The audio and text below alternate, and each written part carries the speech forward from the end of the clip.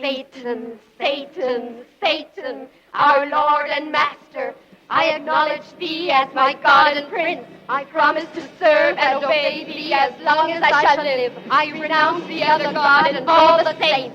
Don't listen to them! Don't listen to them!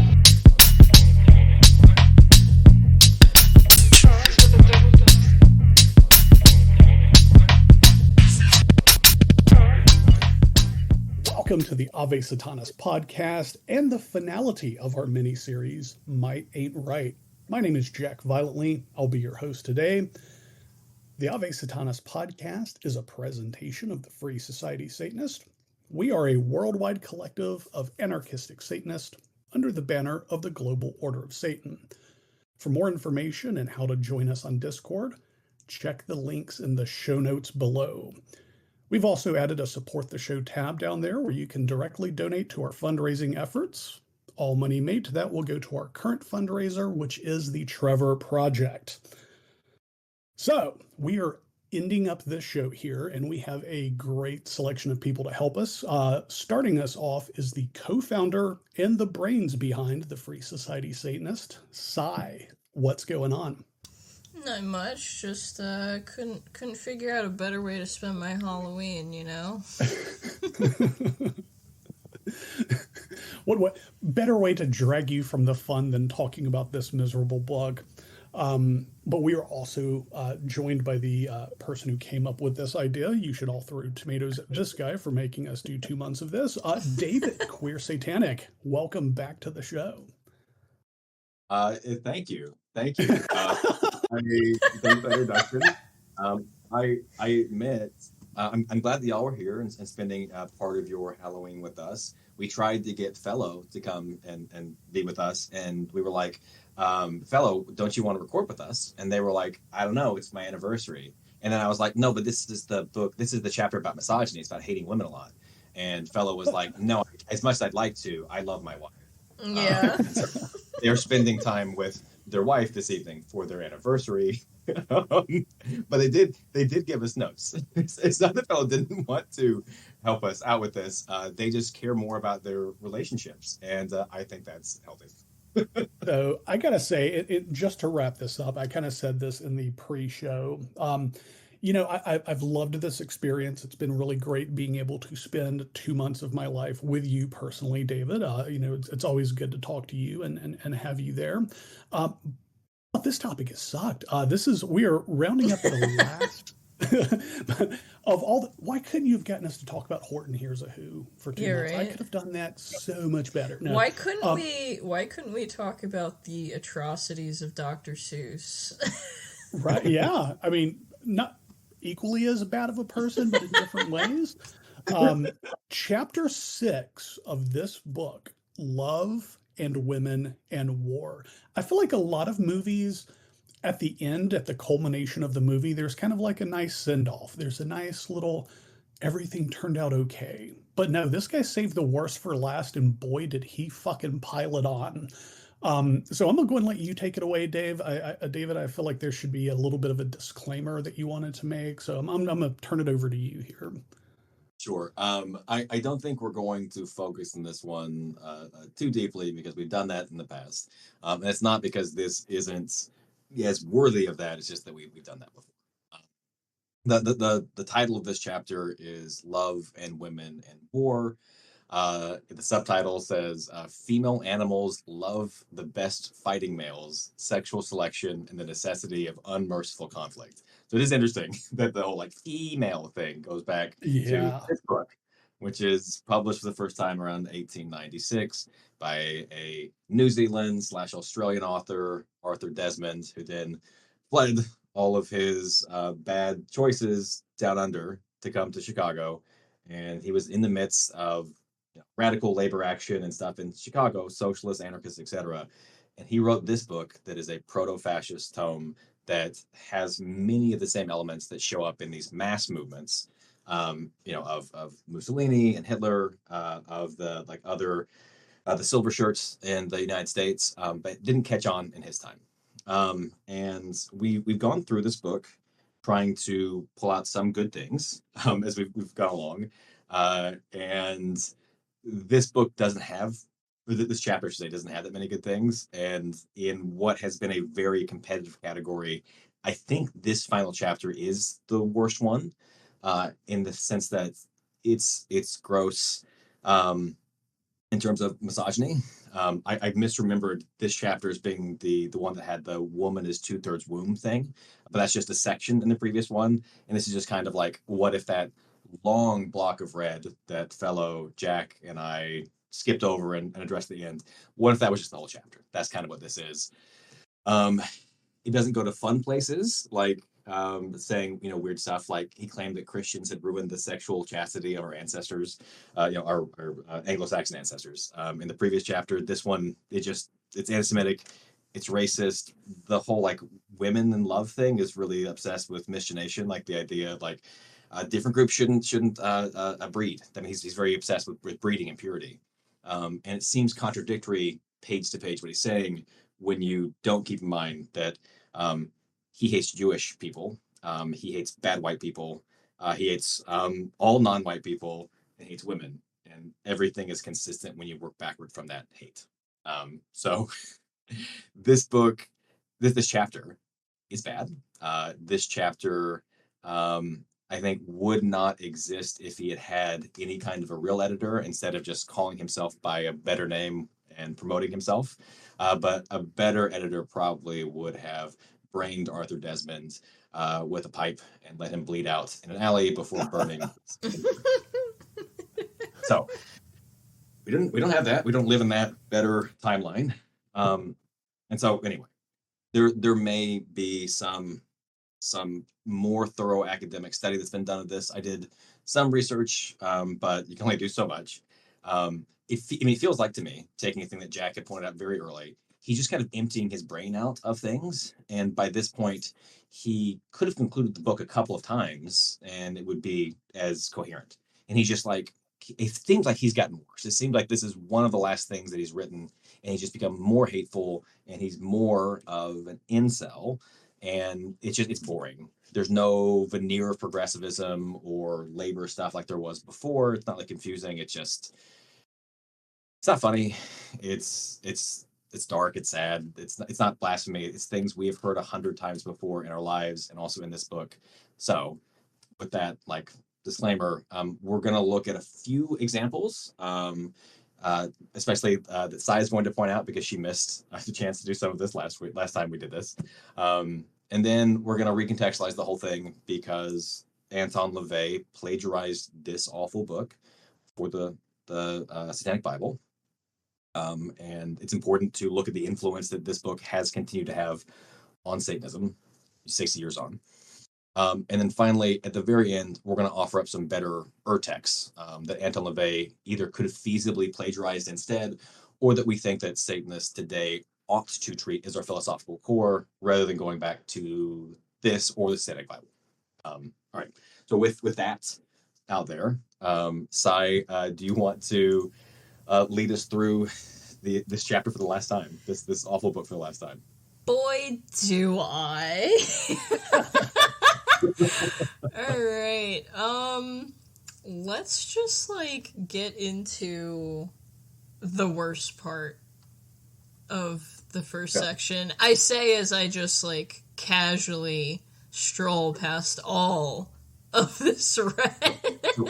For people who are just podcast listeners, early on we started marking up shared documents because we were trying to look at good things, weird things, and bad things, and be able to talk about them, easily. And for this one, the entire chapter is just marked up in red.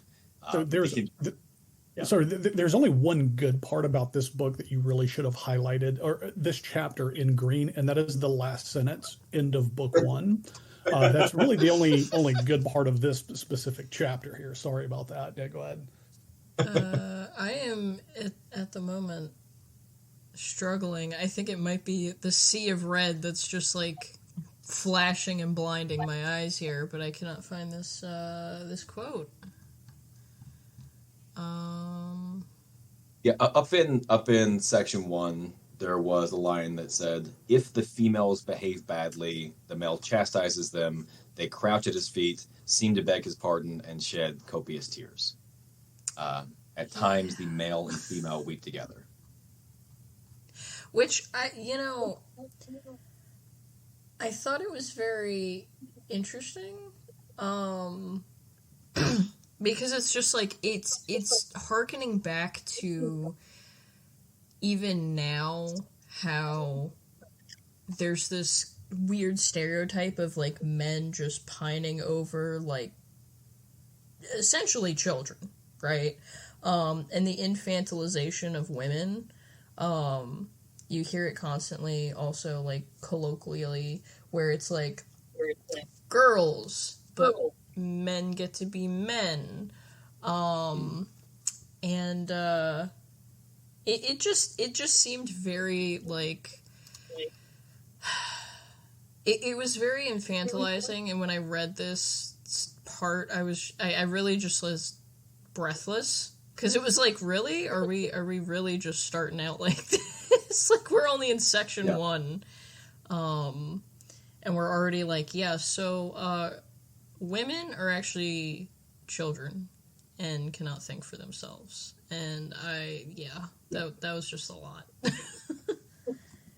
Yeah, I think that was up in page 2, and it's just like there's so much that's just awful, and the whole thing is pretty misogynistic. The next section that you had pulled out was on page 4, and I believe it was even to be carried off by force is not repugnant to her feelings. If the bold bad man in other respects is acceptable, which reminded me of how people are always talking about bad boys, but I believe you had a different comment on that. I'm trying to see here. Yeah, I was like, has he ever talked to a woman? Like, obviously, this man has never had a crumb of pussy in his life, right? I mean, we can basically deduce that from this entire tirade that he has put and forced upon us. But it just... It's interesting to me how it just very much is pervasive now. Because even now you have, like, this weird... like you said, like, this bad boy stereotype that, gets all the women and blah, blah, blah, blah, blah. And it's like, that couldn't really be farther from the truth. Well, I would be willing to bet my next paycheck that he has never known the warmth of a woman. I firmly believe that, but just based on this. I don't know about that. I definitely think he used to think of himself as a nice guy. Even though he was misogynist and anti-Semite. I know now he likes to regard himself as a big, bold man, but we know from his actual life he didn't fight or kill anybody. He was not apparently impressive in that way. And so it sounds like he is someone who is resentful that women are going for other men who he thinks are big, bold men, but might just not be as gross as he is. Because he's gross and pathetic, and they're maybe just confident. Maybe they talk to women are funny, and they, that's what I get out of that. And well, I mean, why else would he LARP as Ragnar Redbeard if he didn't want to be that persona, that bad boy? And actually, I think there's 2 quotes that you had pulled out. One of them was the Yowie one, but before that, there is the superior males take racially superior women. But I believe, I believe that is page 5. Where that is, because there's a lot of this that we're just not. Yeah, so I thought that was really interesting because I was like, considering the massive cases of inbreeding just during his time, like, we're not going to talk about that one island in, I believe, Canada or whatever, if anybody knows what I'm talking about. I don't. Don't look it up. Anyway, so, like, just considering the massive cases of inbreeding and just genetic mutations, if you will, during his time, genetic diversity, I think, was pretty, like, it was pretty obvious to be stronger. I mean, you can't be going around with your cousin.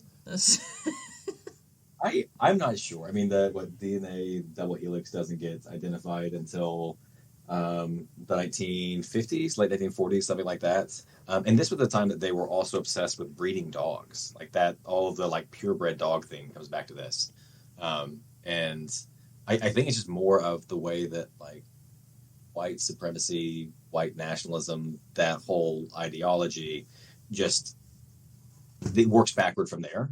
All this, like, it's trying to keep a social hierarchy where white people are on top, and then like the best white people are on top of the bad white people, and that's the whole like racially superior inferior thing. And so, even though there's all of the counter examples in actual history and actual society and whatnot, he's just like wish casting, I guess. Like he's like, this is the way things ought to be. That's the way it is.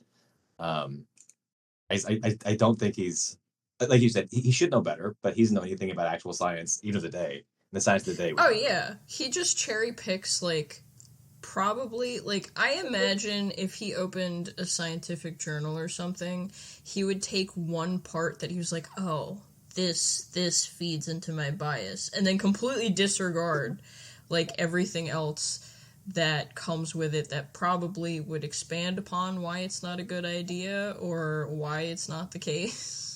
Like he just seems like he doesn't read anything in its entirety. And then it's also when he does.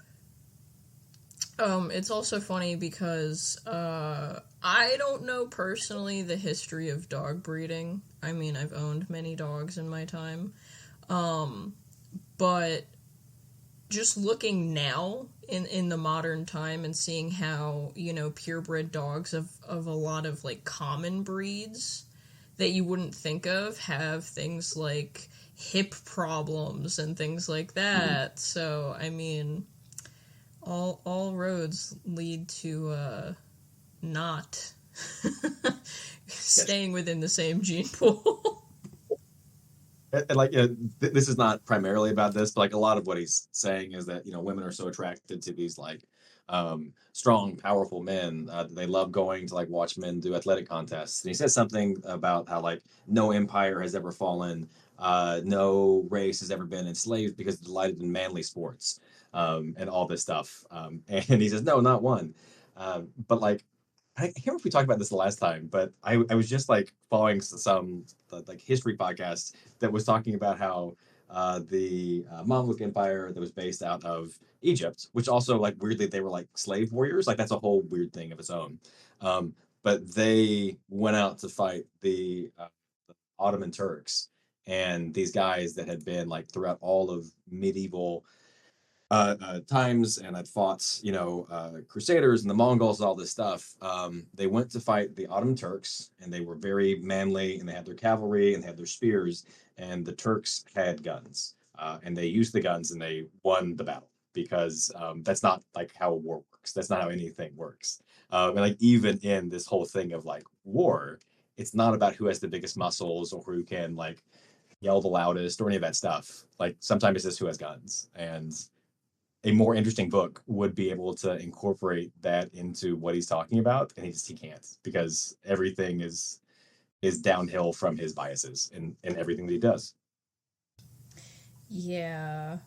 Again, it's just like the classic cherry picking and then just shunning a blind eye to everything else. It's like this little padded room he's put himself in where he's got like the horse blinders on and he's just like, yeah, I'm not even gonna pay attention to the stuff over there because it doesn't feed my bias. How dare it exist?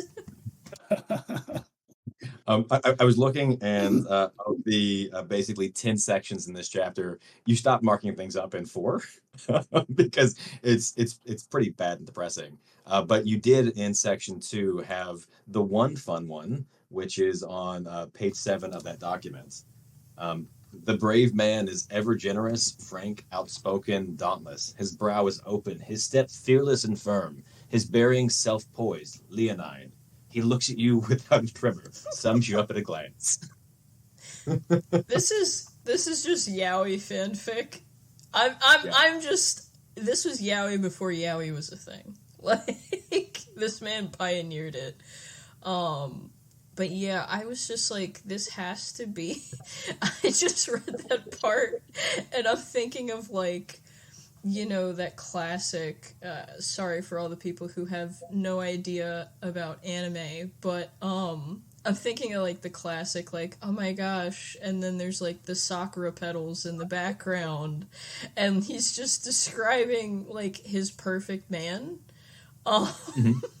It's just, I was like, okay, go off, King. Like, See, when I read that, I thought about the scene from The Big Lebowski where she's like, you know what happens next, and then he goes, he fixes the cable.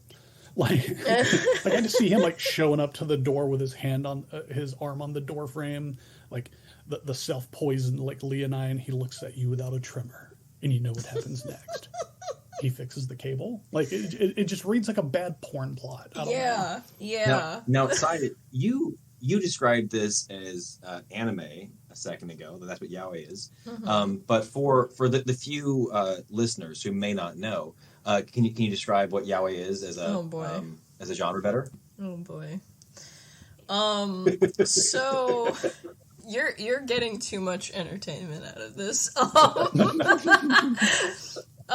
So for those of you who are not seasoned and were not a young girl going through puberty in the 2010s, yaoi is a boy love anime type of anime where sometimes it can get a little spicy or erotic, but it focuses on some, especially in the 2010s, it was just very not politically correct at all.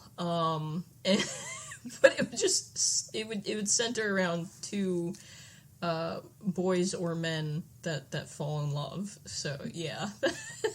So I was obviously having some fun with you, but yes. I think the important thing, and this is like actually relevant to what we're talking about, is that, you know, when you had brought this up as a note, I said I made like the long hands, long fingers joke, but like when you were writing things for women, like as an actual audience, and what is actually like attractive to them, the men in this genre don't tend to be giant hulking muscular dudes with a ton of like facial hair and chest hair and all these things. They're not male power fantasies. They are like romantic fantasies for women.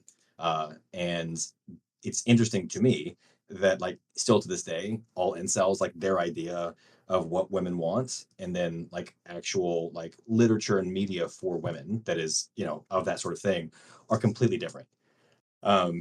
And I know that there's no way that Ragnar Redbeard, Arthur Desmond, would have enjoyed or bothered to read such a thing. But it completely contradicts his premise if you just start with the question, what if women are people and have an interior life? And what if we listen to what women say about what they want? So that is why I made you explain what that was.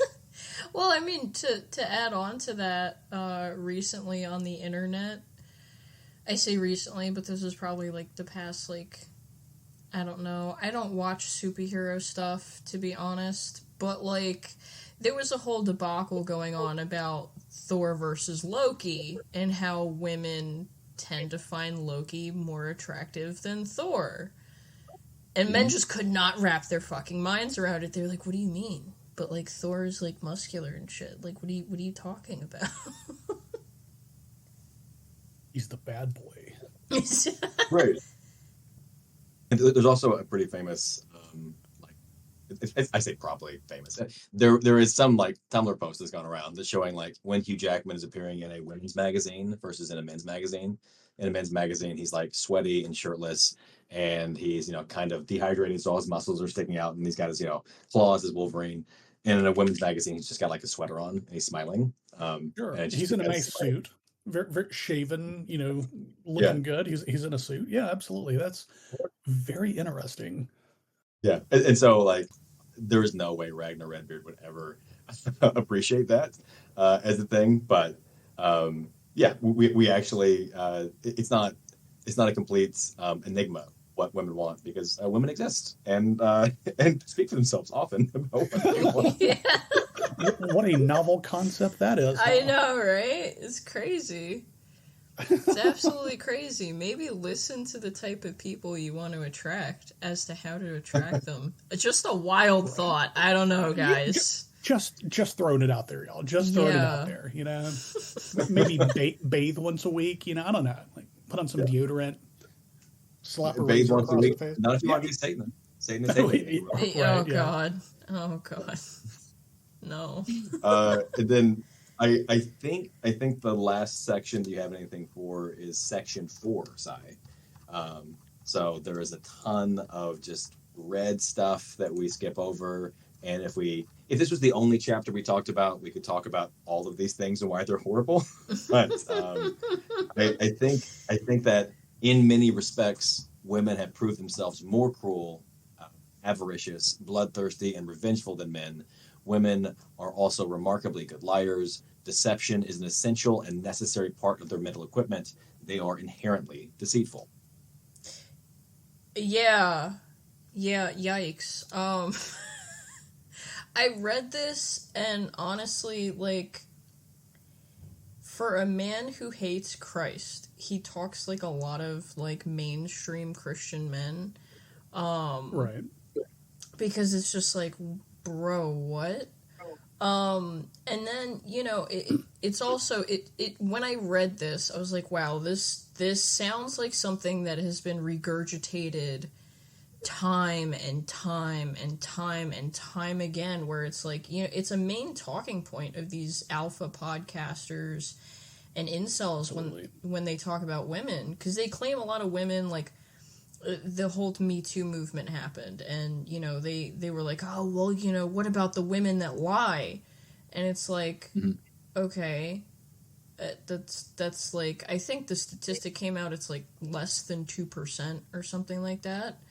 But they hone in on that because they're like, well, this proves that all women are liars, and it's just generalizing women as snakes who just want to, like, catch a man up, quote unquote. I've heard that a lot as well.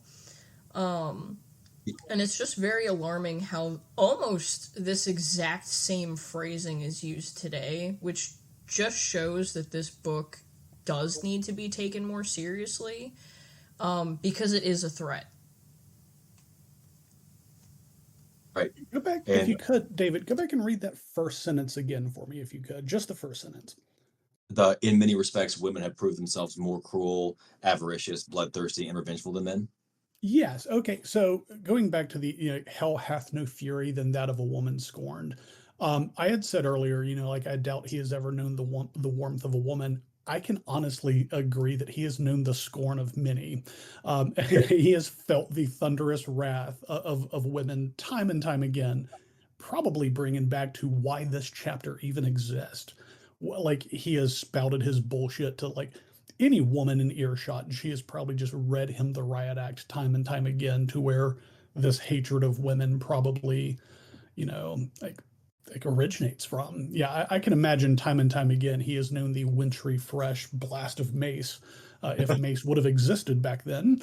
They had pins back then. They had long sewing needles that they would keep, and they would The hat pins. Yeah.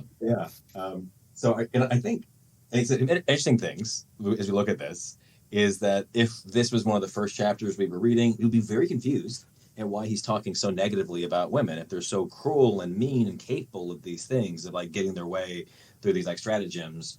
Isn't that part of might? Isn't like being amoral and whatnot? Isn't that good? Didn't he like that? But at some point we unlock the key. He's a misogynist. He hates women. What women do is bad. So he's going to blame them for getting their way and like being more cruel, or if they're too sentimental or whatever. Like the answer is always, I hate women, as Ragnar Redbeard, and therefore I'm going to justify it with whatever. So there's that. That's like him coming to it. I think we like Jack was saying, he's got a lot of scorn, and this is also making like recontextualize all of his complaints about how like women are too slutty. Like that was the whole thing. Like they're not chaste anymore. And yet, like Jack is saying, I think we don't think he's upset that women are sleeping with other people and not him. Exactly. That's what he's Yeah. Yeah. He's not the basically. one they gravitate towards. Absolutely, yes. And I think, like Sai is saying, like this is the thing that's very present all around us. It's just that this guy does it in a sloppy, inartful way, in a like mean way, that makes it obvious when you're like, oh, that's what that other guy is doing. Also, he's just hiding it better. That other more successful person has the same views of women, but has the wealth to maybe lure them in with resources and separate them from their support networks. There's that. I was thinking about how there's so many men who, not just like what Sai was saying about how like disregard women's accusations, but also no matter how the accusation is made, and that could be, this happened to me once, they'll say be specific. Then when you're specific, you're trying to ruin somebody's reputation.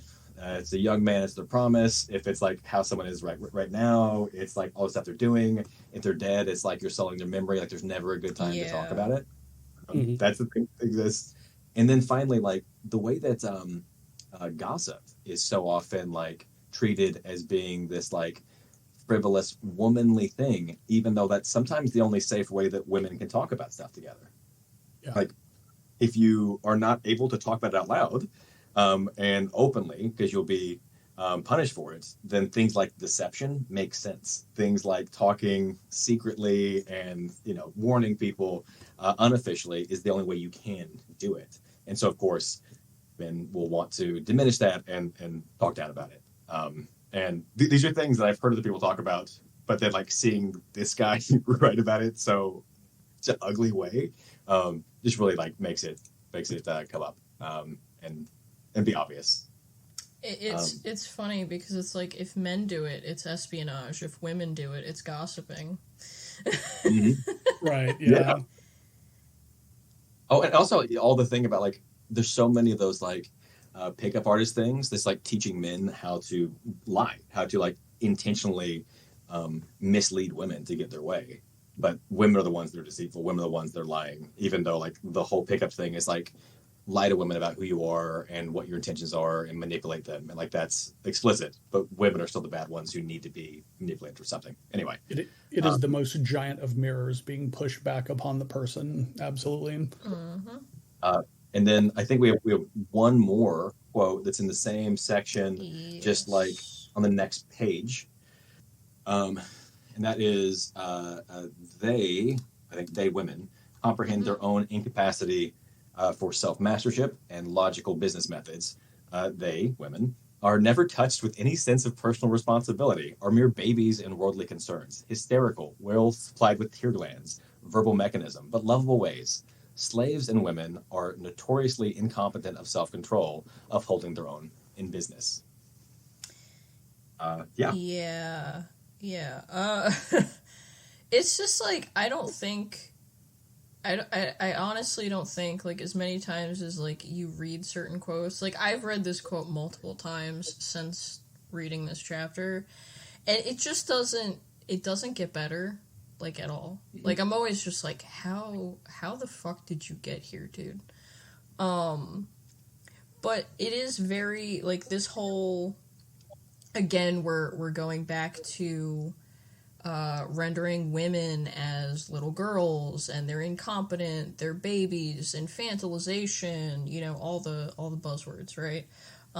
It's very reminiscent of Andrew Tate and how he views and espouses his views on women in general, which I'm not going to get into that because that's a whole other can of worms. But everybody knows that, he trafficked women. And while he was sex trafficking women, he, was kind of, quote unquote, using their nature against them and, treating them like children, like they couldn't handle their own business. He quite frequently called himself their handlers. So it's just like, it's just disgusting, honestly. Right.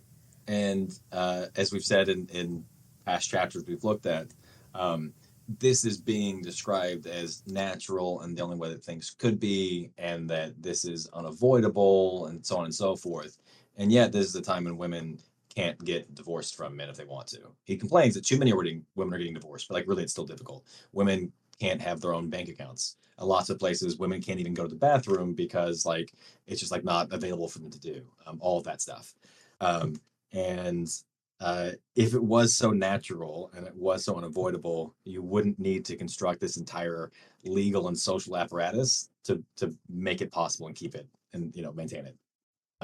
And that should be obvious, but it is worth just pointing out that this is another one of those things. The misogyny is not natural; it takes a lot of fucking efforts to keep it going. Exactly. It's also funny because you're saying how misogyny is not natural, and if men were like basically the better sex, they wouldn't have to put down all of these like restrictions on women because it would just be easy. You wouldn't have to put the restrictions. They would be natural, quote unquote, restrictions.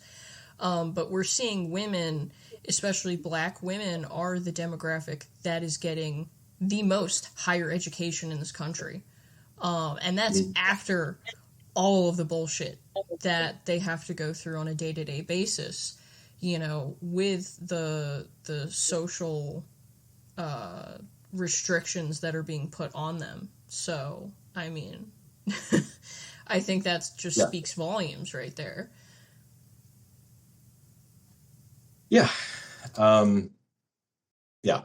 There was immediately after that something that I had pulled out as being somewhat good, which was just the line, "Only criminals who fail are found there, and by far the largest proportion of them do not fail," which is, I don't know, it's kind of kind to criminals, and then there's a strong affinity between the criminal and the conqueror, which we would pretend he's saying in a negative way, but that's kind of it. That's the last time we can pretend that he does anything in this book that is any fun or interesting or whatever, until we get to the very last line, which, as Jack said, is end of book one. Yes, book two will be issued when circumstances demand it, and there never was a book two. So yes. that's for us. So I guess he did end on a high note. This is the end of it.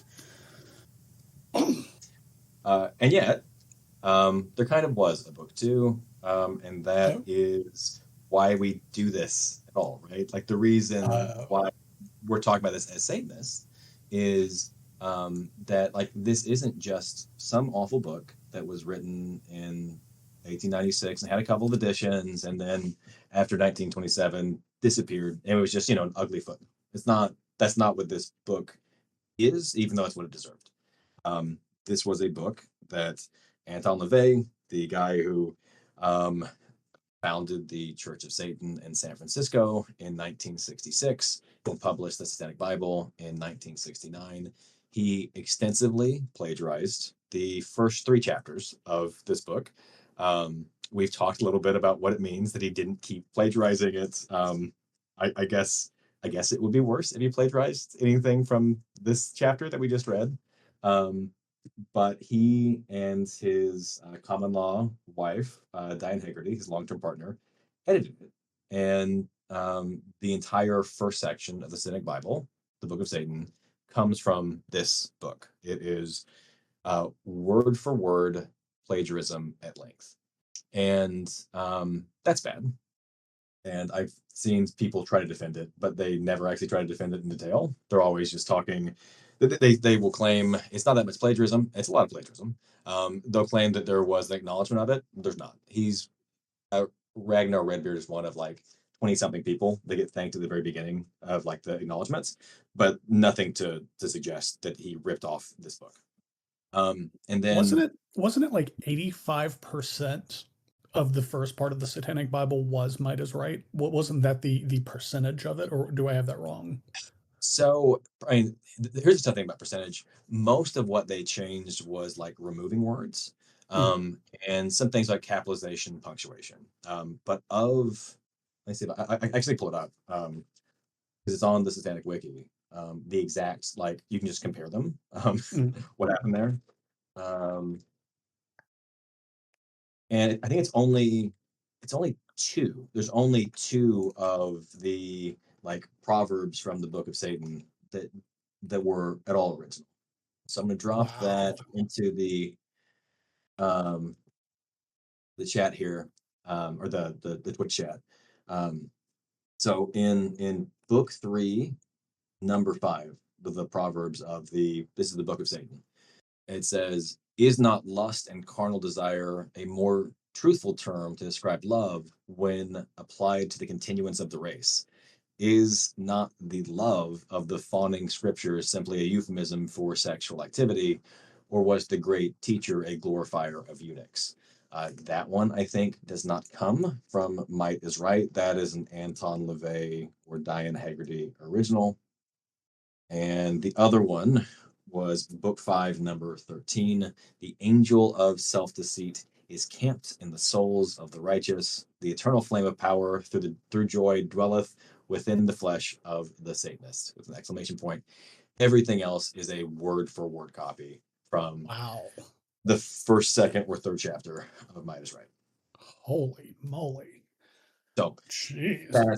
that aspect of it is extensive. And I think also what's more, when you see people quoting the Satanic Bible or Anton LaVey, I would say there's like a 75%, 80% chance they quote from the Book of Satan part. Like, if a man strike you on one cheek, like smite him down with the other, like that whole thing. Hate your enemies with a whole heart. If a man smite you on one cheek, smash him on the other. Smite him hip and thigh, for self-preservation is the highest law. That's what it says in the Satanic Bible. And it says in actually a couple of times in Might is Right, "But hate your enemies with a whole heart. And if a man smite you on one cheek, smash him down, smash him hip and thigh, for self-preservation is the highest law." And yeah, it did not change the homework too much. It's just that in 1969, you didn't have Google. Things were not cataloged super well, and the book had been out of print for 40 years. You know what I mean? Like, Right. it had fallen off. It wasn't an important book. It doesn't have new ideas in it. The ideas that we found that were good either weren't intended in the way that we're reading them, or they're just someone else said it 40 years before and better. Um, and I think now's a good time to look at that last interview that he did, the one that is on the Church of Satan website with Shane Bugbee. And this was published in like 1999, so after Anton LaVey had died. But he never ran away from this book. We read this whole awful book, and at no point did he ever go, "Well, I realized that this was a horrible thing to have done, and I shouldn't have done it," or whatever. Like, he had 30 years basically to become a better person, and kind of the opposite happened. Um, he wrote the foreword for Shane Bugby's edition that came out in the I think it was like 1996 or something like that. That's when it's supposed to come out. And then this also appeared in the 2003 edition that we're going to talk about in some more detail. But the interview questions start out, "What is Might is Right, and why did you write the foreword to the new printing of Might is Right?" This is in the late 1990s. And LaVey says, "Might is Right by Ragnar Redbeard is probably one of the most inflammatory books ever written, so who better to write an introduction? It was only natural that I excerpted a few pages of it for the Satanic Bible. The book has been so indelibly linked with me, it was felt that any new edition should have my name on it. I am pleased with the new printing. The afterword is befitting the impact the book had on George Hawthorne, a reader already predisposed to that kind of presentation. The editor's notes made by Miss Lane astutely reveal aspects I had not considered. The possibility of two distinct authors," and goes on. That's not so. That is not good scholarship. But do y'all know who George Hawthorne and Miss Lane are in that context? I don't believe that I do. I No. feel like the name Lane kind of rings a bell, but I'm not It 1,000% sure. Oh. No, it should. You have seen the number 1488 before, right? Oh. Yeah, Yeah. the 14 Words Publishing. Yeah. Yeah, and that is a reference to the 14 words of white nationalism, which are running our fucking government right now. Sure. Yeah, no, and it is a slogan that David Lane and Katya Lane came up together um, as part of the white nationalist terrorist group, the Order. The 14 words are: "We must secure the existence of our people and a future for white children." That is what 14 means in that context. 88 would be the eighth letter of the alphabet H, Heil Hitler. So that's what we're talking about. So that's the second person who wrote the afterword. It is the woman who's supposed to be the broodmare for this white future. And then George Eric Hawthorne is I believe, the performing name of George Birdie.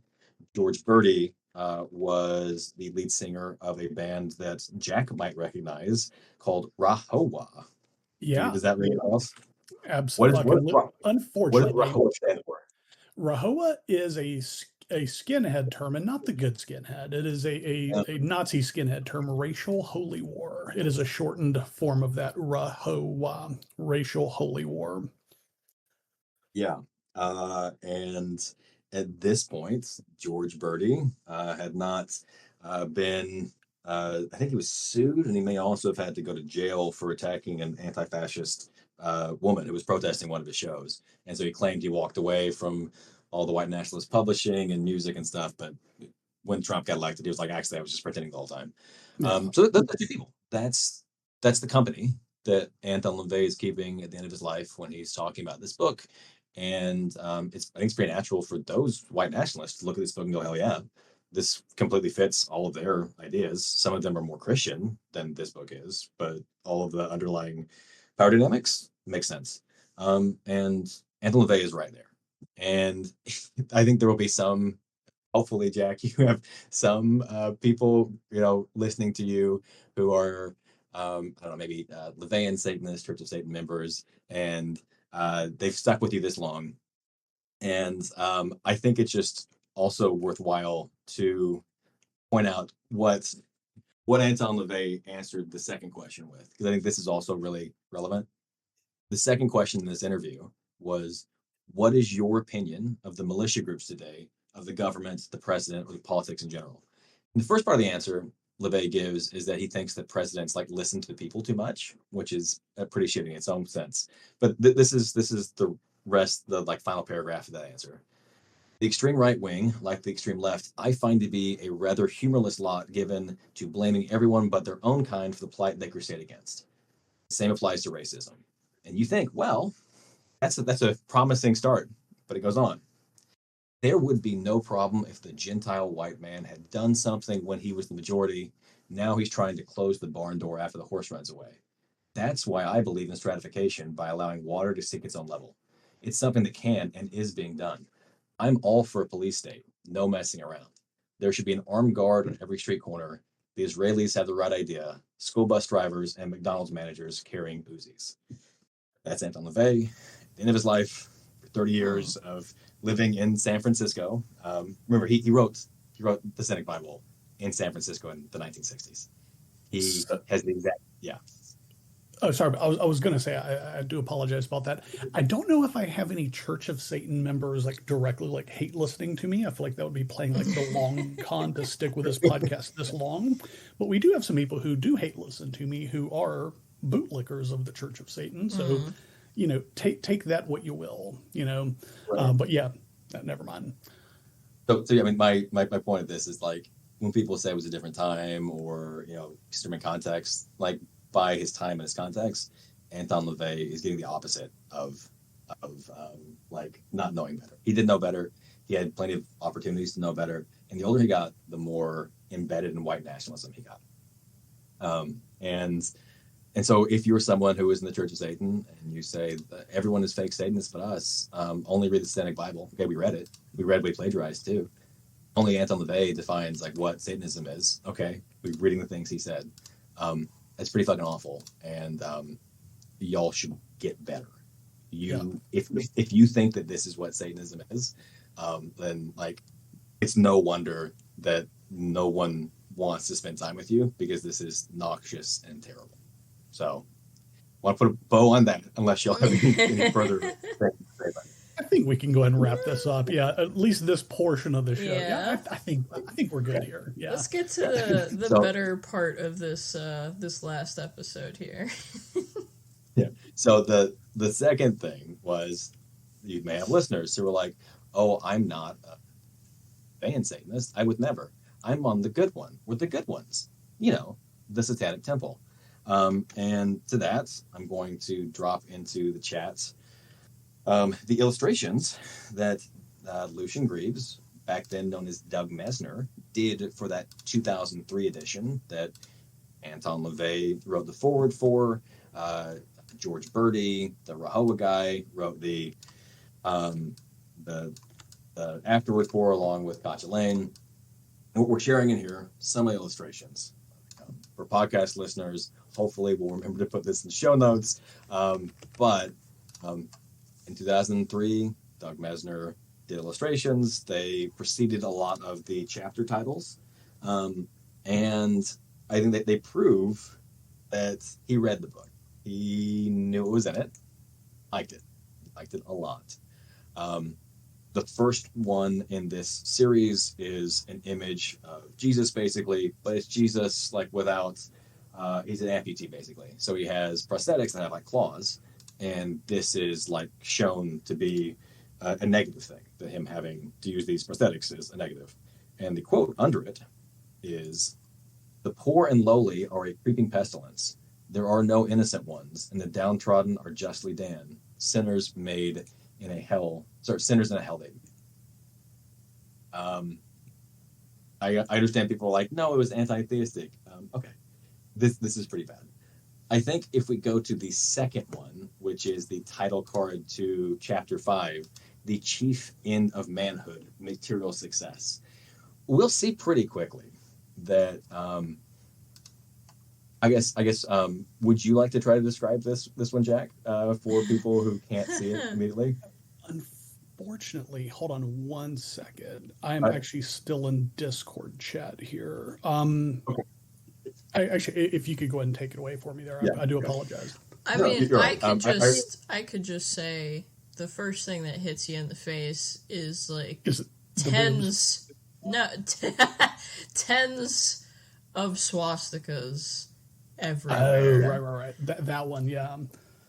So this is the one that is it's like an elderly, frail king, and he has a crown on his head, and he has a robe that is covered in swastikas, 2 giant ones on his chest, the ones on the rest of his robe, and behind him many swastikas and things that are resembling that. And then, because this has come up in the news recently, if you look closer and you look at the staff that he's holding, the end of the staff is not just a skull. It's not just a regular skull. It is a Totenkopf. It is the SS Death's Head symbol. That's what that is. Yeah, the skull and crossbones used. Yeah, I'm looking at it now. I was able to find the link. Absolutely, Yes. yeah. The swastika does jump out at you. That is the first and foremost thing you see. And then, yeah, I mean, like when I saw these earlier today when we were talking about, we were getting all the stuff ready, I think the death head kind of like escaped me for a minute. I did see the swastika jump right out, but yeah, like a really closer examination will show that that is the death head. Yeah. And I think it's just like, you can't pretend that he didn't know. You don't read this book and make that illustration and not like be pretty deeply embedded in white nationalism. And I'm not saying that Doug himself was a white nationalist then. I'm just saying he cannot claim to have been ignorant based on not just the company he kept, but the actual things he produced.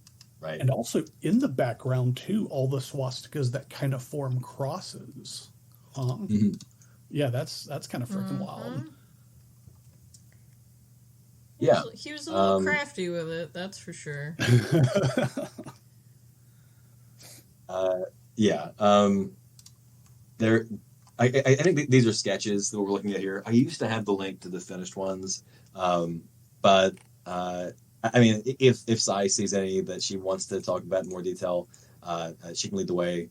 Like, the one that's on the screen now is the different skulls, like skull shapes, like just the logic of today. Yeah.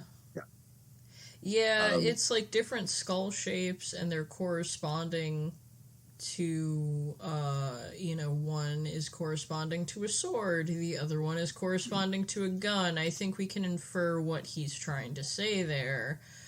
Right. From a white nationalist racial standpoint there. Yeah, it doesn't get better. It just gets worse. No. It just gets worse.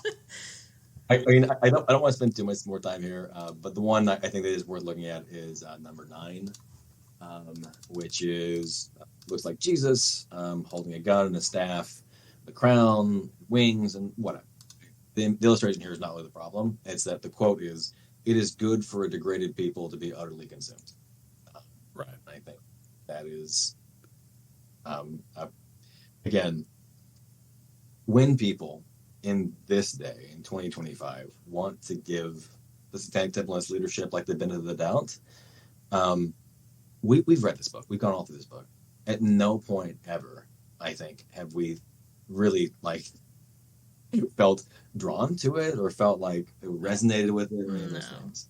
Not even a little bit. Even when we were trying to decipher the good parts, when we were trying to use the fucking code breaker to make sense of these good parts. No, there was never a time where I was like, this makes sense. No, not at all. And then, as we've talked about, but if you haven't heard of this, Doug Masico, as Doug Messner, now popularly known as Lucian Greaves, the co-owner and spokesperson of the Satanic Temple, did this in 2003. And then in 2013, he and Shane Bugbee, the guy who published this, were launching the Satanic Temple as a prank documentary project together, but also trying to turn into more of an ongoing thing.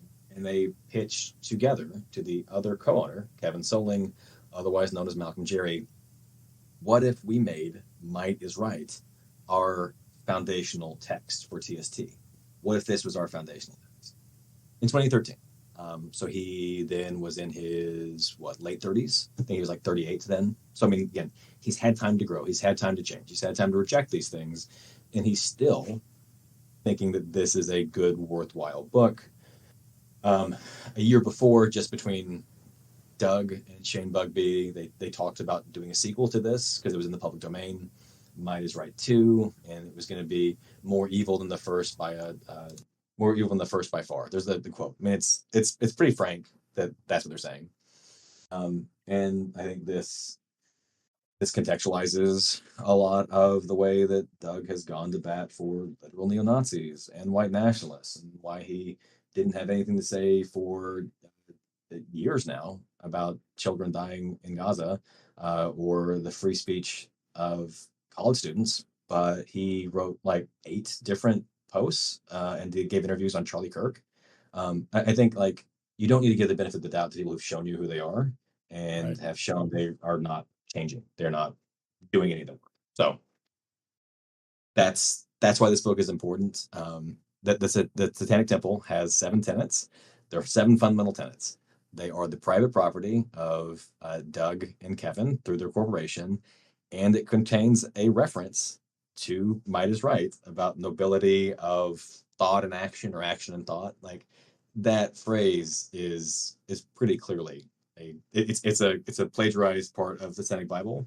It's also a reference to this. So I think this is still around. This is a thing. As a Satanist, you need to not read the book like we did. No one should have to force themselves to suffer. And again, I apologize for tricking y'all into hurting yourselves these ways, but you do need to know about it, because it's not just a thing that was way back then. It is a thing that continues to be with us.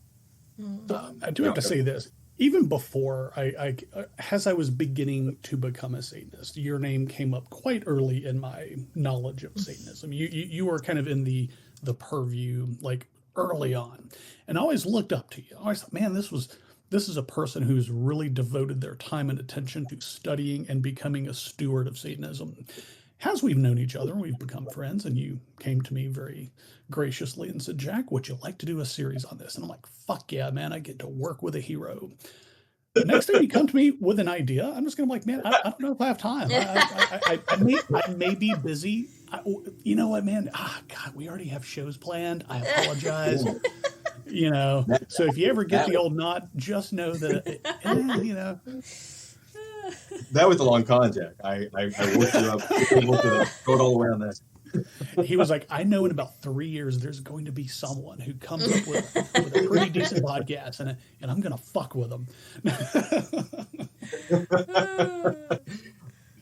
Next time, let's just read Dr. Seuss. Can we do right? That? Let's just, I don't know. Next He's time less problematic. No. Yeah. Slightly less problematic. With that, unless y'all had any more thoughts on TST or Church of Satan, I did want to open it up to talking about imagine a better world. Imagine a better world where if we wanted to get down to the roots and like the substratum of Satanism, there was a better source there.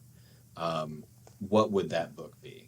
I think Fellow asked us this about a month ago, a couple sessions back.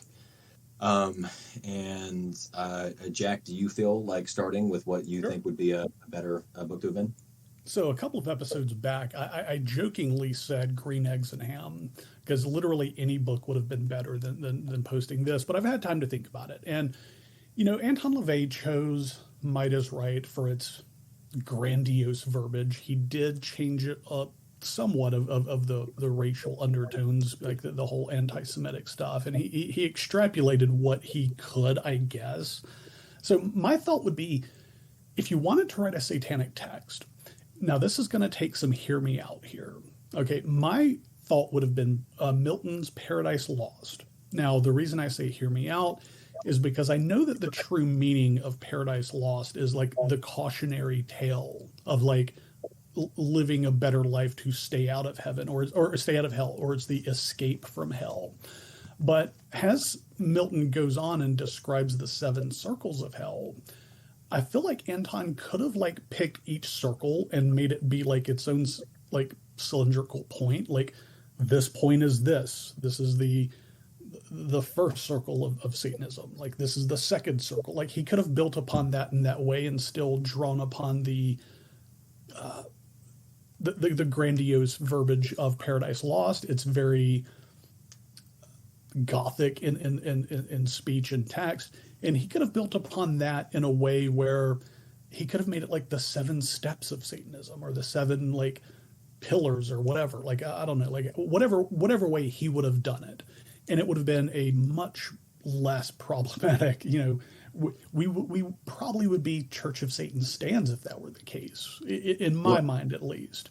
That's where my mind went with it when we were when Fellow originally posed the question of what better book could we use. Now I didn't give it that much thought, other than just he could have built upon the escaping the layers being different things he could build upon to build Satanism. Yeah, and I think that's a lot of there's a romantic Satanism as a concept is basically that idea. Right? Yeah. There's a book by Michael Osiris Snuffin. I met him when we were in TST together, but he had been a long time occultist and author. He wrote Introduction to Romantic Satanism that basically covers kind of that period of people that were influenced by Milton's Satan as this like hero throughout the 19th century and what that looked like. And when you were telling me about this, I'm cheating and I dropped into the chat also. The Marriage of Heaven and Hell by William Blake.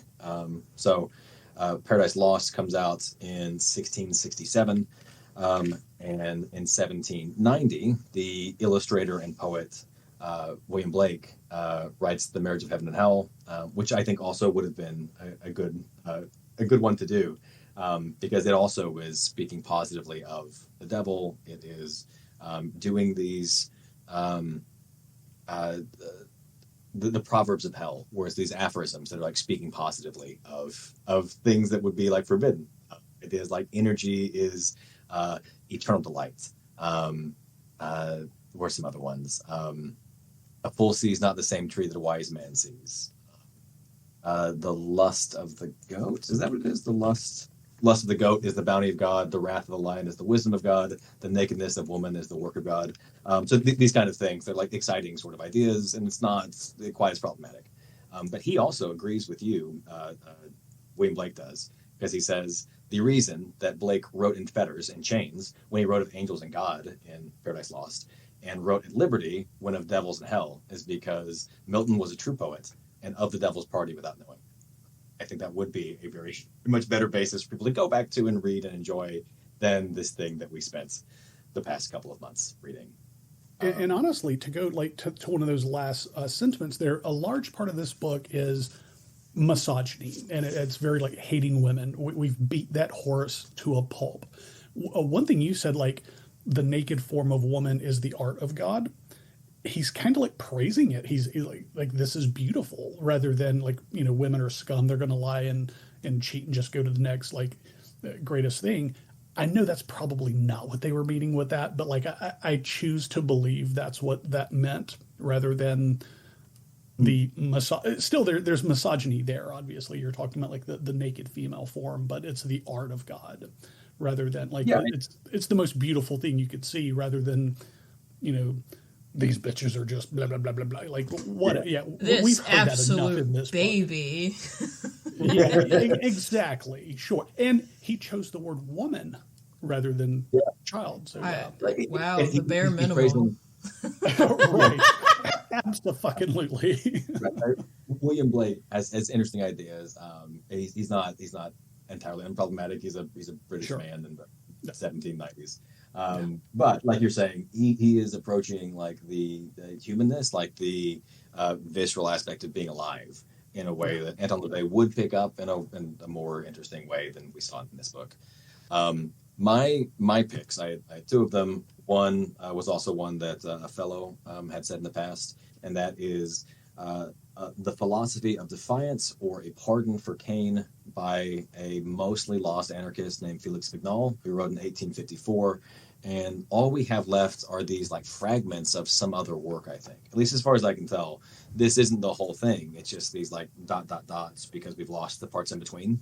It starts out, "Give me any epithets you wish, I accept them all in advance. I have only one thought and envision only one glory. It is to strike everywhere and always as much as I can at the principle of domination. Satan in his revolt is my father, and in his courage Cain is my brother." And so that is directly taking on Satan as a positive figure against tyranny. It goes on, another one of the quotes is, "A tooth for tooth, the law of the jungle, such is the combat that we still must make against divinity. First, why do we tremble at this audacity? Isn't humanity, under the weight of its sorrows, at bay at the last extremities? So it no longer has anything to lose. Courage in the attack, courage. Our servility offers us a glorious pretext which would by itself justify our rebellion. And since we honor people when they know how to overthrow a tyrant, what would be the grandeur of our triumph if we succeeded in destroying the principle of tyranny?" That's the exact opposite of things we've been reading. But this is 1854. You can't say that it was a different time. 1854 is a half century before we read. He talks about how like labor is being used for empire, and it's like, you know, people are being forced to work. But I love that there's this other section. Now, in order to enjoy that liberty, it is necessary to prevent tyranny. And as we have already said, the king is certainly not the only tyrant in a kingdom. The king is only the summit of a governmental pyramid, the base of which is calculated to maintain it. As long as that base is not broken up, it would be useless to sacrifice ourselves to knock down its peak in order to acquire liberty. Like you can't just knock off the top and call the work done. You have to like fight against the whole system of this oppression. And I like that. Last one from this: "Down with governments, down with tyranny, and long live independence. Long live love and friendship."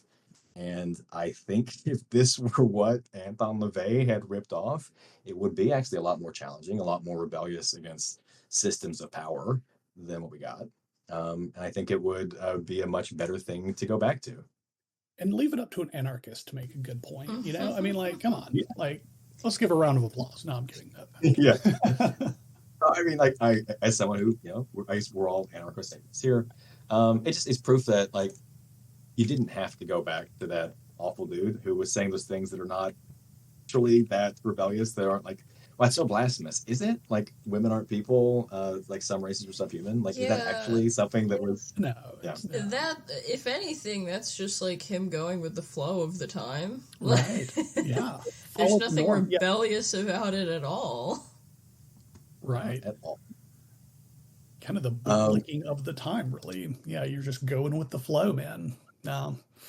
and that one is just kind of like a manifesto, and I will say that I believe I have the capacity, the education capacity to read this, fragments of this manifesto and understand it and pull good things out of it. Uh, the one that I'm offering up, and this may be a reach, and it's a little bit pretentious, but it is Max Stirner's The Ego and Its Own, or The Unique and Its Property, which came out in 1844. And this actually, in our version of the book of Might is Right that we read, there were a lot of footnotes that were referencing it. And towards the end, it seemed like Trevor Blake just wished that we were reading that book instead. And I understand why, because it's a much more interesting book. There is a quote that I think you have probably seen before. I'm going to drop the full thing in the chat for people to see, but it's uh, the state practices quote unquote violence. The individual must not do so. The state's behavior is violence, and it calls the violence law, that of the individual crime.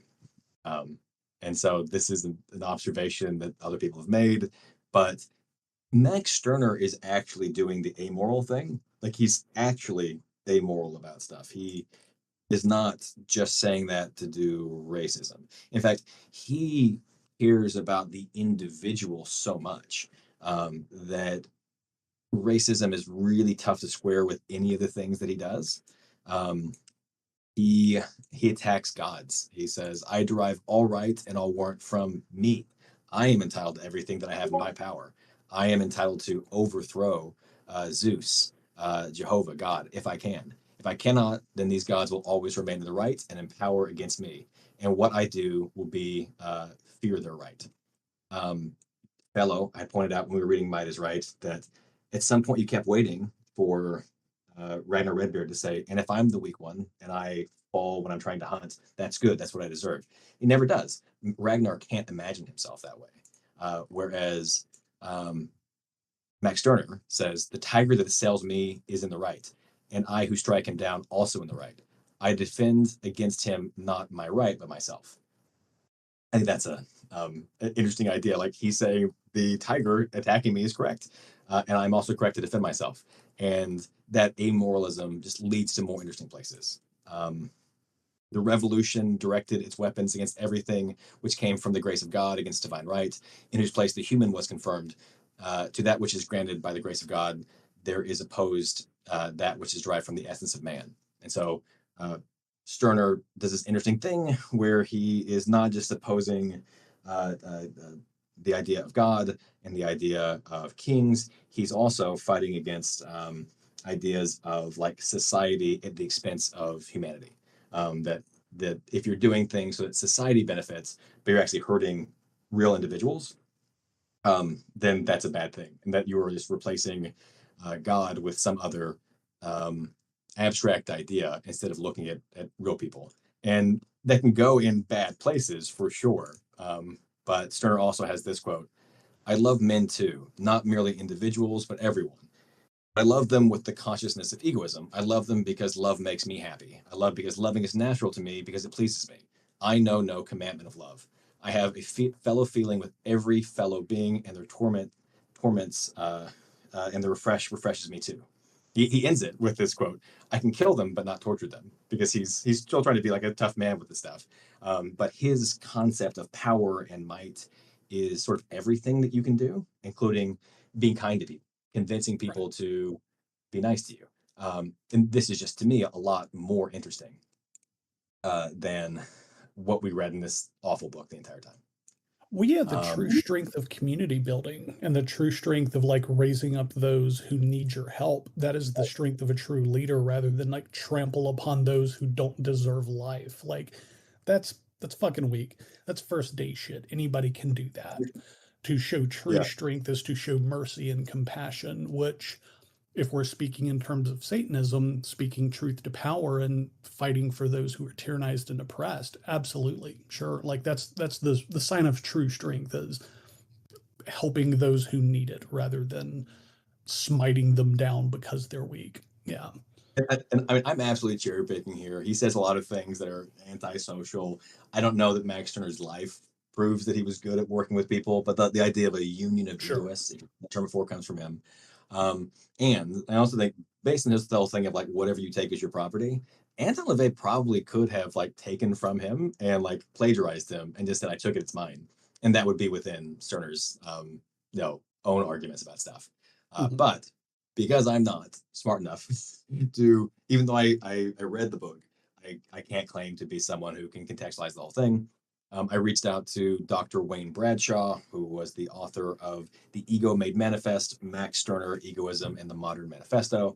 And he's a lecturer in, I think, New Zealand. Is Auckland? That's New Zealand, right? Anyway, Yeah.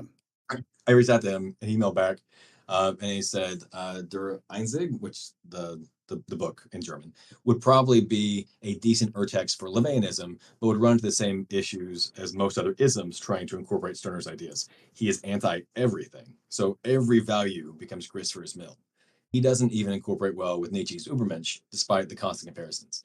In my view, he's more of a prophylactic against systems than a basis for one, is what Dr. Wayne Bradshaw said, which for Satanism, I think, is actually kind of a good model to try to do. Like we run into problems of like the inverted Christianity thing all the time, like we're against stuff, but it's like the attacking and tearing down of ideas, I think, would be a good basis to try to have. I also reached out to the admin of the Facebook page Anarchogoth, who got a philosophy degree, and Eris said, when I got into Stirner, I found thinking through the creative nothing in terms of Luciferian black flame helped me to get my head around it. Now, she says, I'd use Buddhism as my touchstone, but ultimately all are ways of discussing the absolute nothing that births and affirms everything. Again, this is philosophy. I was asking her to like explain some things to me, and I won't say that I can do that fully. She goes on, Stirner requires at least a working knowledge of Hegel to really pick up what he's putting down, which is an annoyingly high bar to entry. I can recommend the writing and poetry of Renzo Novatore, the Italian anarchist, but that doesn't really elucidate Stirner's writings at all, and it's influenced by him and Nietzsche. Is more of this is what it means to live as an egoist and educational. The other 1920s egoist Italian I can recommend is Enzo Martinucci, who has a lot of great essays, particularly in conversation with Enrico Malatesta. But he also wrote this wonderful prose poem, which is my go-to point for people for the essential vibe of the egoist, which is the Damned Song. And I'll drop that into the Discord chat, but also into the Twitch chat. So those are mine. That's a long way. But there were other things we could have done instead of this awful book and still had a Satanism that was strongly individual, strongly egoist, strongly even explicitly Satanist, and like kind of creating a tie back into that 19th century romantic socialist anarchist Satanism. All right. With that done, sorry. So, for my book, it is not quote unquote. There is a little bit of an echo right now. So for my book, quote unquote, it's not period correct. However, it's hold on one second here. Okay, so it's not period correct. However, I think it is necessary to look moving forward for the future of Satanism. I picked Assata Shakur's autobiography because I thought what would be better to showcase resiliency, rebellion, and doing the absolute most for her community. And also, I'm a big proponent of radical optimism.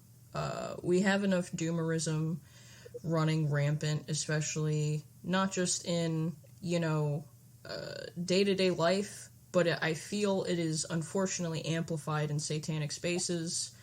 Do with that what you will.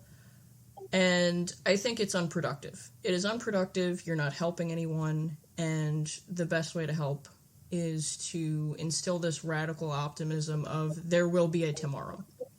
And if you believe there will be a tomorrow, you will work towards that tomorrow being better. So I will kind of quote some poetry that she has in this autobiography. No, there are no yo-hos. There's no pirate language. Nope. Count the yo-hos in this poem. I'm sure it's going to be infinitely better than the poetry we have been suffering the past 2 months. Yes. Yes. So this is called Affirmation. I believe in living. I believe in the spectrum of beta days and gamma people. I believe in sunshine, in windmills and waterfalls, tricycles and rocking chairs, and I do believe that seeds grow into sprouts, and sprouts grow into trees. I believe in the magic of the hands and in the wisdom of the eyes. I believe in rain and tears and in the blood of infinity. I believe in life, and I have seen the death parade march through the torso of the earth, sculpting mud bodies in its path. I have seen the destruction of the daylight. I have seen bloodthirsty maggots prayed to and saluted. Not unlike right now, I would like to interject. Satan. I have seen the kind become blind and the blind become the bind. In one easy lesson, I have walked on cut glass, I have eaten crow and blundered bread, and breathed the stench of indifference. I have been locked by the lawless, handcuffed by the haters, gagged by the greedy, and, if I know anything at all, it's that a wall is just a wall and nothing more at all. It can be broken down. I believe in living, I believe in birth. I believe in the sweat of love and in the fire of truth. And I believe that a lost ship steered by tired seasick sailors can still be guided home to port. When I first read that years ago, I remember thinking, damn. Yeah. If that doesn't give you hope, I don't know what does. And so, in this autobiography, she goes over when she was wrongfully jailed and detained and tortured in a hospital in New Jersey. She was shot in the clavicle. Her left arm was paralyzed. She could not move it. And the Jersey police were quite literally trying to blind her, trying to poke and prod every wound, especially her gunshot wound. They were really trying to kill her. And even in all of this strife and this adversity, she manages to write in this autobiography the quote starting, "But after a while, I don't think about them too much. I am thinking about living, about surviving, thinking about what is going to happen next. They're going to do what they're going to do, and there isn't much I can do about it. I just have to be myself, stay strong as I can, and I have to do my best. That is all. There is nowhere to run, and I am no shape to try." And, honestly, I think this is what we need desperately right now, especially as a satanic community, is we need this type of hope for tomorrow. And I hope that's what, people kind of get out of this if they choose to grab the autobiography.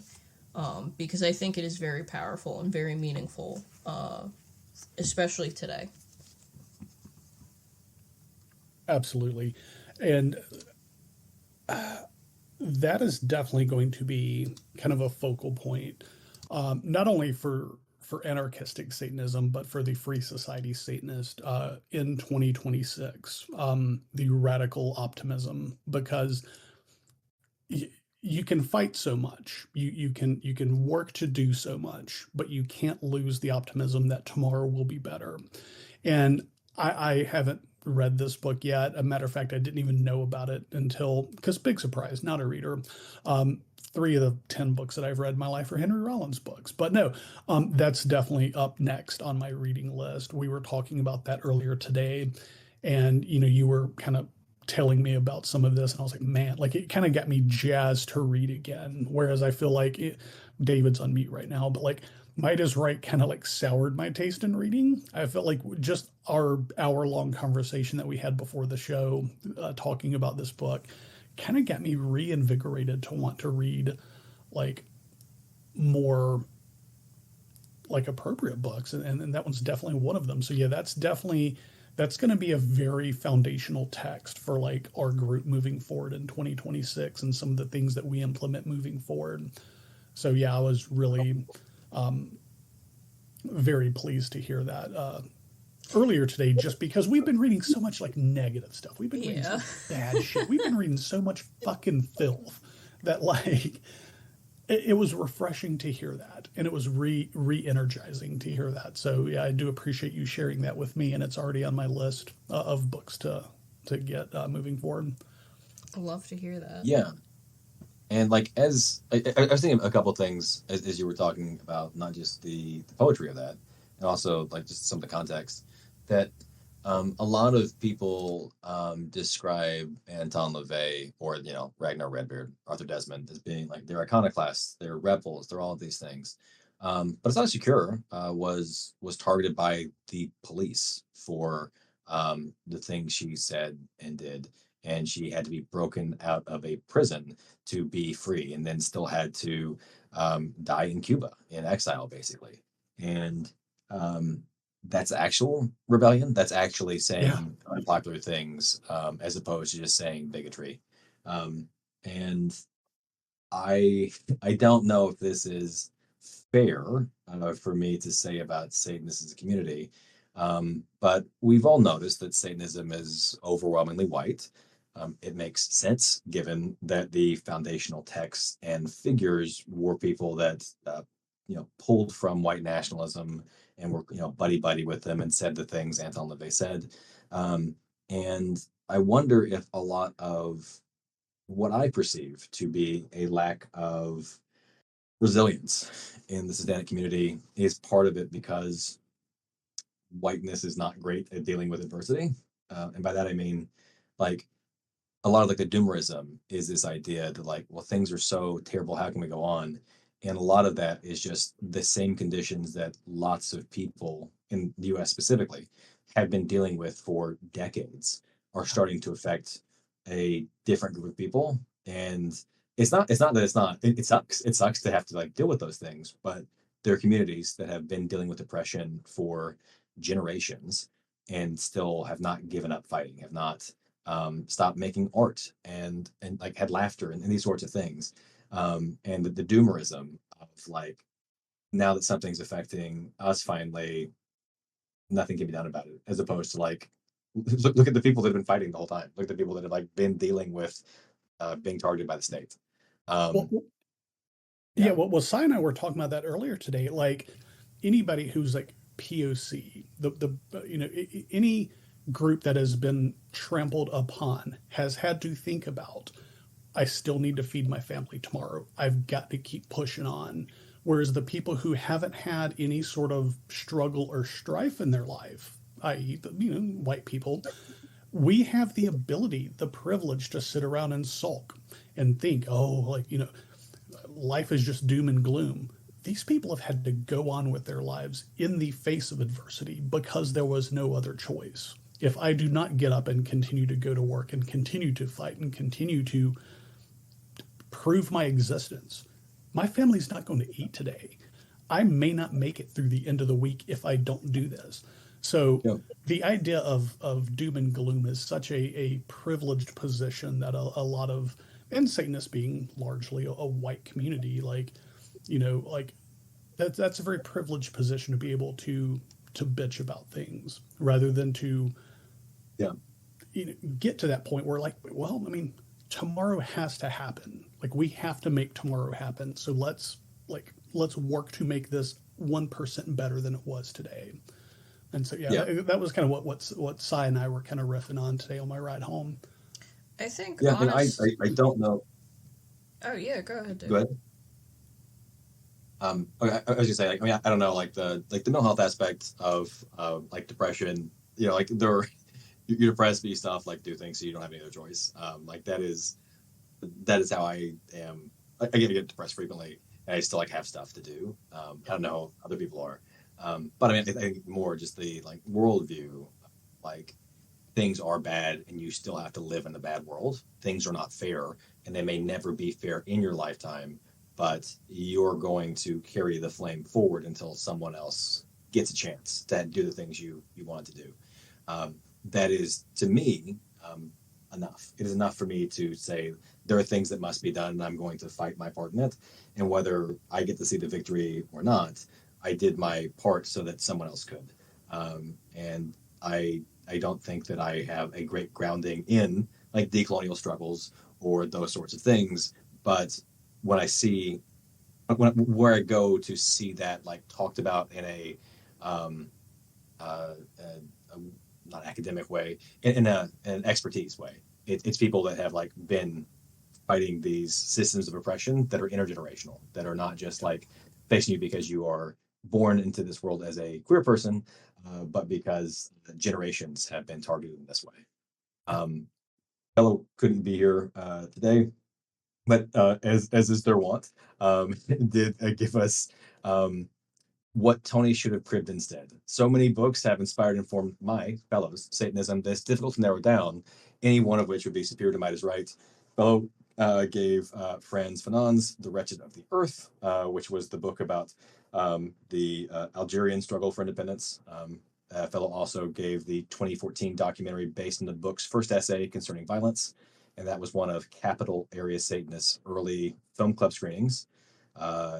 Another one was Mikhail Bakunin's God and the State, that anarchist work from the 19th century. Fellow suggested Saul Alinsky's Rules for Radicals, which was published 2 years too late, but amusingly does open with an acknowledgement to Lucifer. The autobiography of Malcolm X. Sai suggests the autobiography of Assad Shakur, which was published in 1999. Malcolm X was still in the 60s. I, Fuli and Devi, the autobiography of India's Bandit Queen, published much later. I don't know that at all. I should have done a better job of looking this up. Do either of y'all know who that historical person is? I actually do not. I can say that I do know. I am someone who likes to think I know history stuff, and I don't. She lived from 1963 to 2001, which is not when I expected her to live. Wow. Okay, I'm gonna drop her Wikipedia article. Chat. And then the very last one that Fellow had was The Ones Who Walk Away from Omelas, the very short story by Ursula K. Le Guin, which is also published a few years too late, but a foundational text to Fellow's personal Satanism. Lot of examples of things that could have been better that I think would have set Satanism as a philosophy, as a culture, as a community up better than this thing. Because if you're willing to overlook or excuse Might is Right, you're probably going to overlook and excuse and enable lots of kinds of abuses in your community, your Satanic community. And reading the right books does not make you a good person. But I think reading the wrong books and liking it can make you a bad person. Maybe that's the top thing. I like to make the joke, he could have thrown a rock out the window and hit a better book. Literally. Like he could have went to the library and thrown a dart and hit a better book to base Satanism on than the one that he ended up choosing. Yeah, absolutely, man. And it's not like he ever got good. It's not like there's any writings of Anton Lavey that ever got better. It's not like the Satanic Witch is that much better about anything. It's not like the Devil's Notebook or any of those essays. Fellow's not here, but they've been helping with like going through the Cloven Hoof newsletter, and then I'll hopefully have more time to go back to the Black Flame. Like, it's all bad. There's Yeah. there's no good part of it, and even the pre-thing is bad, and it's not a fun time to read. But I do feel, having done this, that I understand a lot more about our current times. Yes, absolutely. Looking at this, and just like so often, I have in my past and still have this tendency. Someone says something, and I want to engage with what they're saying within the frame that they're giving. They're making a factual claim. I want to correct them with proper facts. But like with Arthur Desmond, it doesn't matter. You have to get the underlying thing. It doesn't matter that his historical anecdote about Jewish people is not accurate. He's an anti-Semite. It doesn't matter that his description of what women like or don't like does not match up with such and such survey. He just is a misogynist. It doesn't matter, etc. Right? And I think like that is something I'm going to try to take out into the rest of the world as I deal with the white nationalist takeover of our government, as like literal fucking Nazi propaganda is in the Department of Labor and ICE and whatnot. I have one more thing for Fellow to say, but do y'all have any parting thoughts or good things that you can take with you from this project? Honestly, I think as much as I hated this damn book, it was interesting to see how prevalent and especially with this last chapter, like how basically the same like verbiage and word Yes. like phrasing is used to describe women today. It just goes to show that like the hive mind of racism really just is not original, and they don't know how to do anything in an original context. They can't be creative. They cannot be creative. But I think my parting thoughts on this, especially to Satanists right now, if I could give homework out, which I am doing right now, kind of, it's to pick a country you don't know much about or that you heard has struggled with immense growing pains, and I implore you to read their foundational revolutionary text. They're poets, they're feminists. While for some countries it may be hard to find them translated, do not let that language barrier stop you from finding, your next quote or a voice that deeply resonates with you. I think that will help you to become a well-rounded Satanist, and just a well-rounded person in general, is to listen to people who do not look like you. And to pair it on that, Syed introduced me to a book about a year and a half ago called White Tears, Brown Scars. And one saying keeps coming up in mind: those who do not learn from history are doomed to repeat it. The same thing with the problems that are addressed over and over in that book. Kind of the same way mirrors what is written in Might Is Right, where both of these books are very. White Tears, Brown Scars was written like really recent, but this one was written a long time ago. But still, the same problem persists. If we don't read stuff like this with an inquisitive mind and a examination to it, we're doomed to repeat it. A lot of the stuff, especially in the past two chapters, we are seeing over and over again: the incel community, the bro culture, the techno bros and stuff. You're seeing a lot of this stuff in podcasts now. Andrew Tate, like we've said many times during the series, it's important to read where they're getting these ideas from. To learn about your enemy, listen to them. And this book should be considered your enemy. So, yeah, to that end, like there was a lot of correlation between just hearing these things said over and over again, but people just are not getting the point, or people are not gleaming that information from it. So, yeah, that was my takeaway from it. Yeah, we'll end up with Fellow's last thoughts, I guess. Yeah, this was Fellow's parting thoughts. And before I give those, we were joking about this, but like, generally, I'm very thankful for the three of y'all to do this project with me. It's something that I had wanted to do for years, and I just didn't have the bandwidth, the capacity. Cy in the driver's seat on all the Twitch streams so that we could do a visual and share it with people to follow along and interact. Jack, you with your steadiness in terms of being, the podcast host, like that's your thing. You do it very well of like making sure this gets out to the people in podcasts. This literally could not exist without y'all, and I appreciate y'all devoting your evenings and your nights and just ruining many of your hours engagement. I genuinely appreciate it. Thank you, David. And this is fellows parting thoughts. It was an unfortunate choice of source material to have cleaned up and passed off as his own, but at least Lavey did clean it up and pass it off as his own. It just gets worse when found out to defend, praise, and then write a forward to it.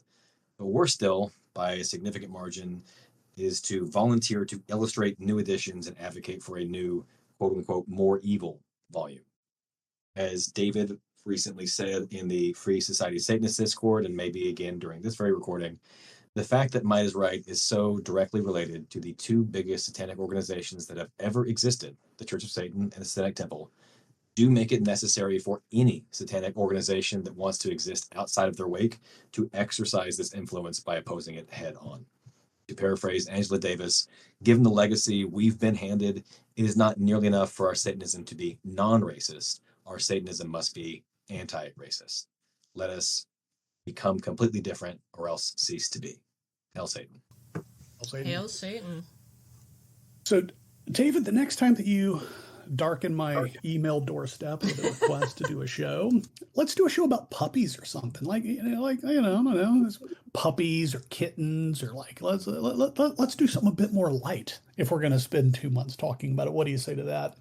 If y'all ever want to do a book club about everything for everyone, an oral history of the New York City Commune from 2052 to 2072, I will be there. It's my favorite book about the post-apocalypse, but I will definitely not bring to you any book that is not more fun, less racist, less misogynistic, and less anti-Semitic. I will definitely make sure that I will never bring you anything as bad as this.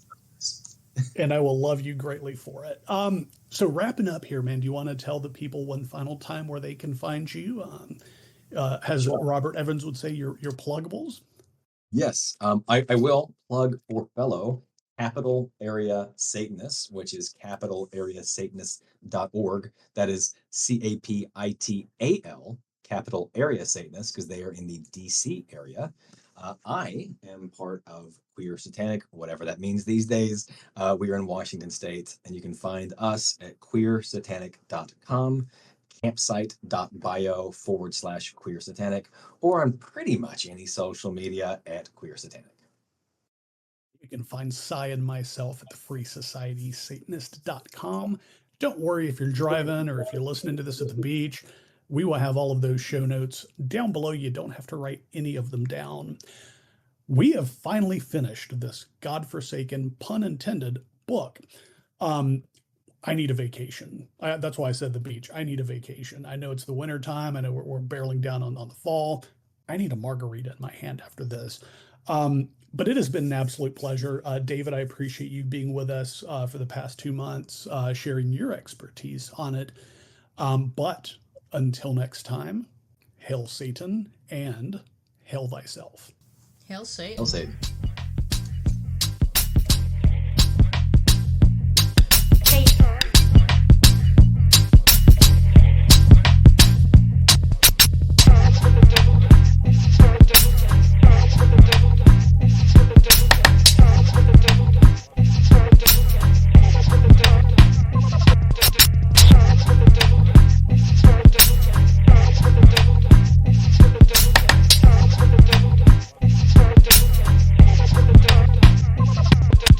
Satan, Satan, Satan, our Lord and Master.